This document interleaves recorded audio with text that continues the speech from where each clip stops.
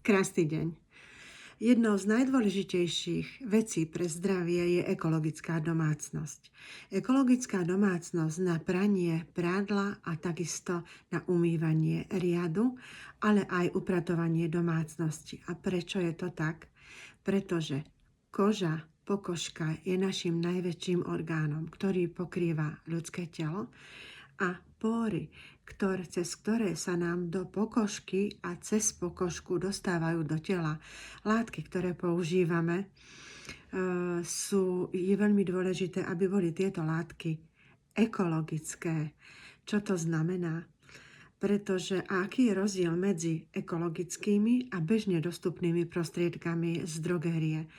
Pretože bežne dostupné prostriedky obsahujú veľmi škodlivé látky, ako sú fosfáty, ktoré pôsobia na hormonálny systém, na hormonálne disruptory a tie sa postupne cez pokožku dostávajú do nášho tela a pôsobia na štítnu žľazu, hormonálny systém a postupne sa tie škodlivé látky, toxíny a fosfáty a chémia, ktoré sú doslova otravou pre náš organizmus, dostávajú cez pokožku a do našich orgánov a spôsobujú nám naozaj veľmi veľa vážnych ochorení, aj keď si to nechceme priznať.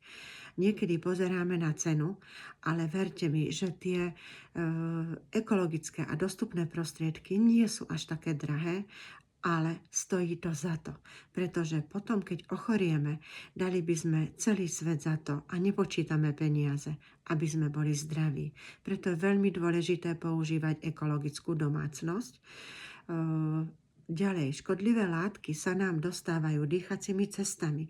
My keď upratujeme tými bežne dostupnými škodlivými prostriedkami podlahy, okná a potom cez dýchacími cestami sa nám znova opäť dostávajú tie škodlivé látky do tela.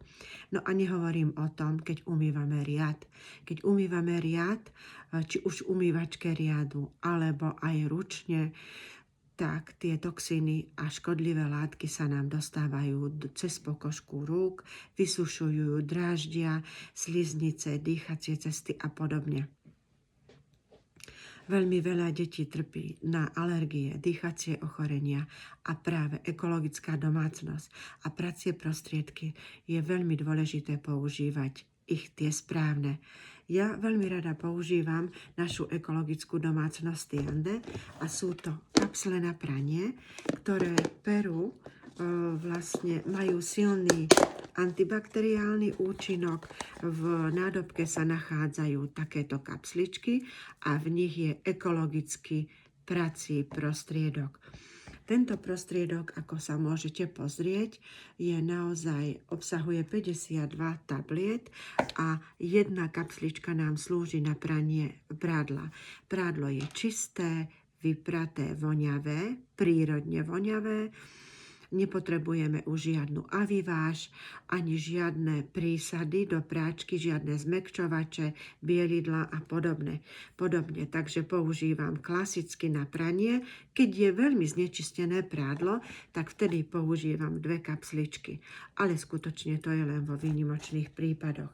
Takže ekologické tabletky, ktoré majú, ako som povedala, čistiaci, dezinfekčný, čistia od pachu, od rôznych fľakov, od nečistot naše prádlo.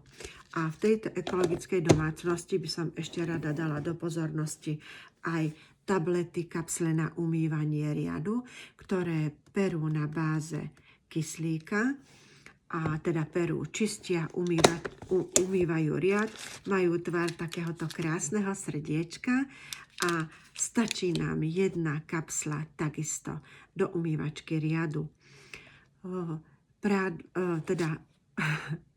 Riady sú čisté, lesklé, svieže a hlavne zdravé. Takže Oxyhit určite doporučujem, ja sama ich používam, nedám na ne dopustiť a som veľmi spokojná. V praktickom balení nájdete tieto 2 takýchto krásnych baleniach nájdeme dva prostriedky ako na pranie prádla, takisto aj na umývanie riadu. A teraz ich môžeme dopriať ako darček k ním našu ekologickú utierku na umývanie podláh z mikrovlákna. Mikrovlákno má veľmi vysokú savosť, je veľká, z jednej strany má takúto rezíkovú často viete krásne vyčistiť všetky podlahy, nečistoty, čo potrebujete poumývať.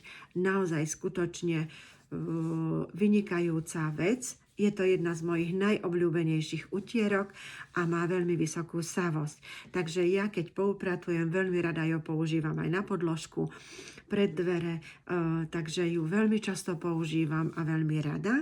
A vrele vám doporučujem. A teraz je ako darček k týmto, takže môžete si objednať kapsle na umývanie riadu alebo kapsle na pranie a ku každej dostanete jednu mikrovlákno utierku, ktorá je naozaj úžasná a vrele vám doporučujem.